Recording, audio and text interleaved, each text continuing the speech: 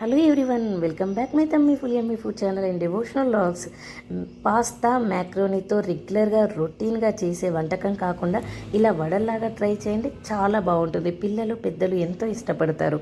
ఒక cup macaroni తీసుకొని కొంచెం మెత్తగా బాయిల్ చేసుకోవాలండి.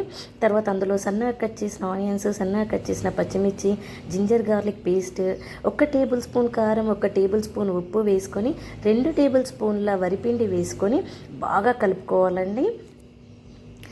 ఆయిల్ మాత్రం బాగా హీట్ ఎక్కాలి. లో ఫ్లేమ్లో, మీడియం ఫ్లేమ్లో చేసుకోవద్దు, ఎందుకంటే అవి అలా వేయగానే డిస్పాచ్ లాగా అయిపోతాయి.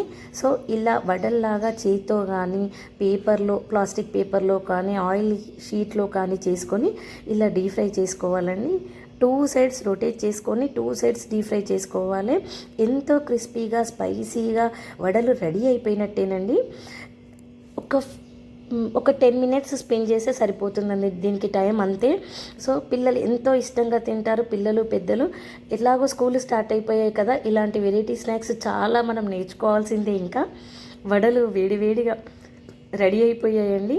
టిష్యూ పేపర్లో వేసేసుకొని పిల్లలకి స్నాక్స్ లాగా పెట్టేద్దామా, మరి తిందామా తమ్మి ఫుల్ అయ్యేలాగా. ఈ వీడియో నచ్చితే లైక్ చేయండి, షేర్ చేయండి, సబ్స్క్రైబ్ చేయండి. మరిన్ని